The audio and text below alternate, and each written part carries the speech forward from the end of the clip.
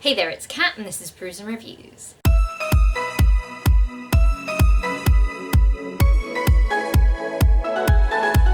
So today I'm going to be doing the Mental Health on Booktube tag. This tag was created by the Mental Health-a-thon hosts for 2020, and that was Nicole from A Beautiful Chaos of Books, Simone from Me, Simone and I, and Victoria from What Victoria Read. So I was tagged by Nicole, and I'm just going to do this tag because I'm definitely taking part in Mental Health-a-thon, because I really enjoyed it last year and it got me to read some mental health books that I probably wouldn't have picked up otherwise. Question number 1. Why do you read books about mental health or featuring characters living with mental illnesses?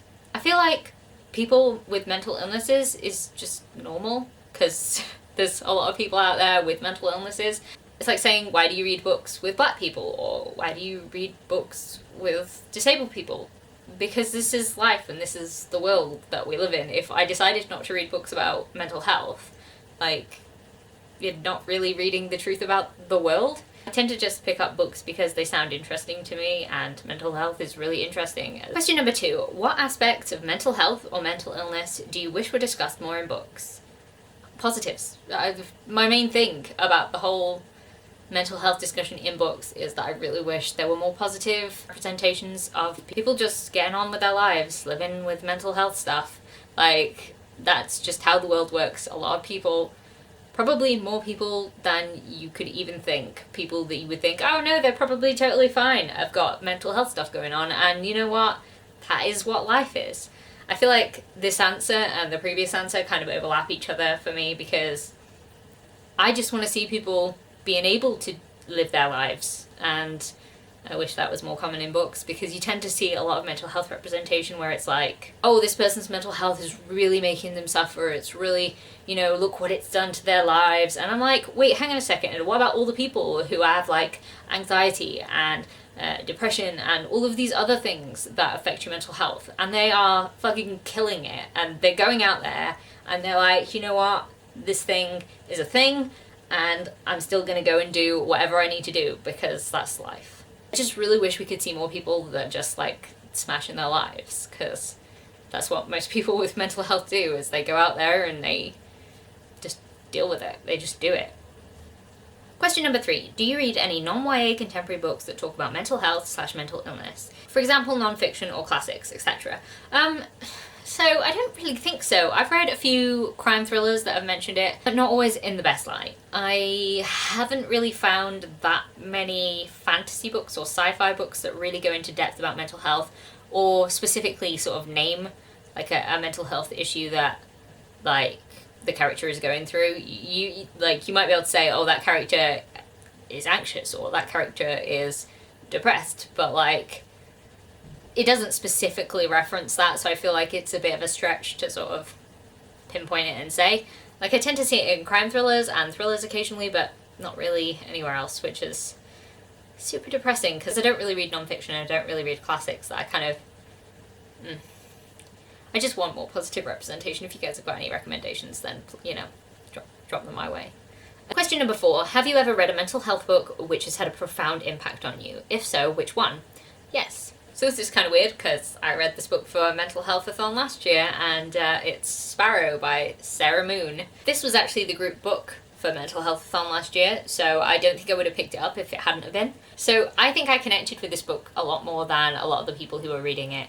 It's a middle grade book about a girl who has lost her favourite teacher, and it's really impacting her, and she's not good at talking about it. And she ends up going to a therapist, and the way that her therapist helps to get her to open up is through music. So this really hit a nerve for me, because when I'm going through something like anxiety related, or, you know, related to some other things I've got going on, music is like the key to keeping me sane, because sometimes I just need to put on some really, really heavy rock music so that I don't scream out loud in the middle of wherever I am, or, you know, burst out crying. I've had to like have specific songs that have sort of help me deal with that and not do that. I also connect music with happiness as well. Like, music is just like a massively emotionally impactful thing for me anyway, so relating it in a way that Sarah Moon related it to Sparrow's difficulties of the things that she was going through made me just really just loved it. It was really good. It was kind of sad, and it made me sad at times. Like, it took me a longer time than you would think to read it. I mean, it's a really short book, but like it got to me. It was like hitting me deep with the things they were saying. So yeah.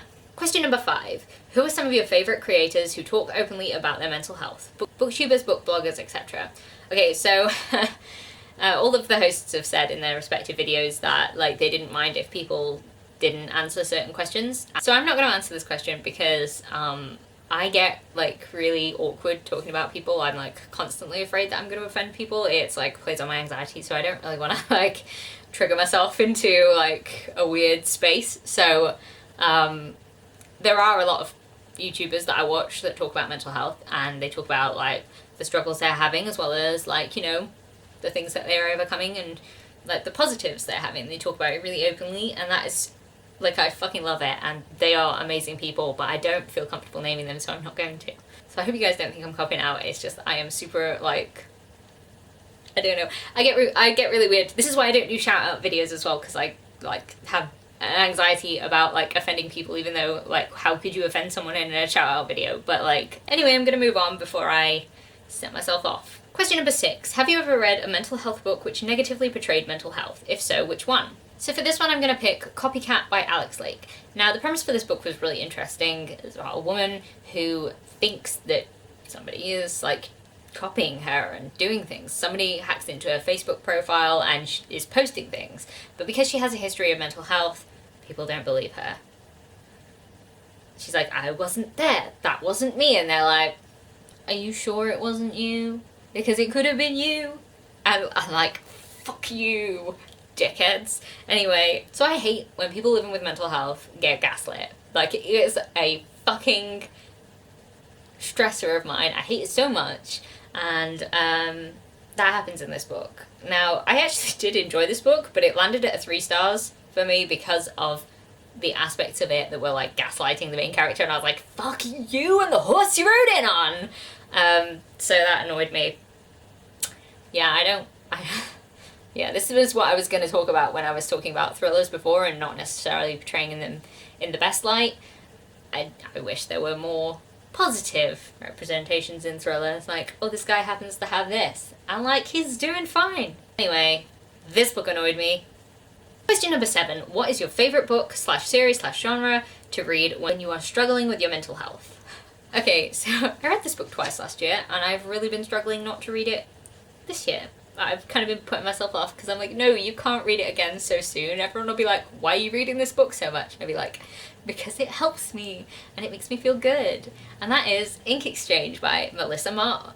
This is the second book in the Wicked Lovely series, and it features the Dark Court heavily. The main character is depressed and has sort of PTSD from when she was raped, and she sort of finds herself in this sort of fey urban fantasy world, and I just really like this book, and there are things about it that just make me go, yeah, I really like that.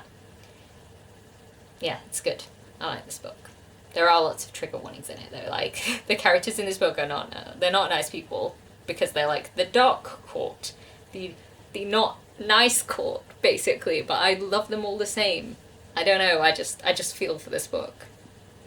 Question number 8. Is there any mental health book you wish your younger self could have read? If any of you couldn't guess what my answer for this was going to be, then you've probably not been on this channel for very long.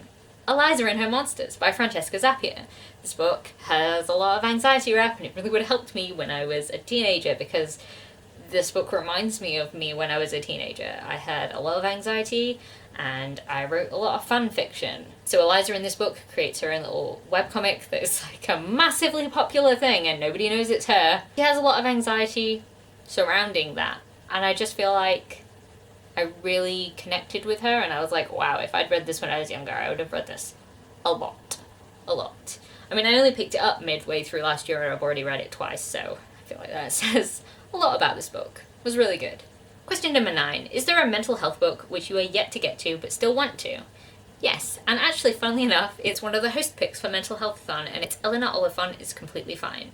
And that's by Gail Honeyman. So that's, I think, Simone's pick, and it's one of these ones that I keep hearing people talk about and keep hearing people love, and I keep thinking, yeah, I'll pick it up, and then I'm like, I haven't picked it up. And I'm going to tell you this stupid reason why I haven't picked it up. It's because I saw it in Asda, and the cover was like a really nasty texture. Like, one of those really rough ones, and I was like, I can't sit there and I can't hold it and read it like that because, like, ugh, no. So, I'm gonna pick it up on my Kindle or on audiobook and read it that way because I feel like I will connect with Eleanor from the sounds of her. So it'll be interesting. It's one I've been wanting to pick up for a long while. And question number 10, tag some fellow booktubers who talk about mental health on their channels.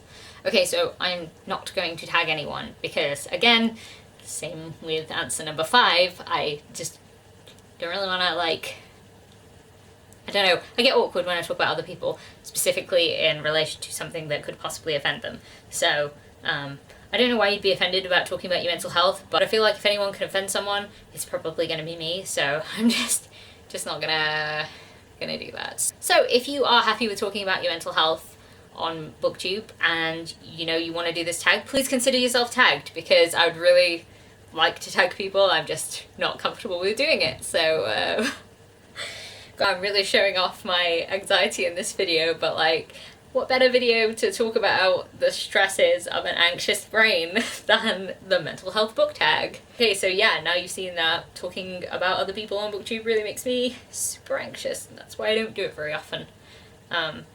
Yeah. So anyway, if you are one of those people who's comfortable talking about mental health, then please consider yourself tagged, because I would love to tag you. If you like this video, please leave a like, comment, subscribe, and I'll see you in the next one. Bye!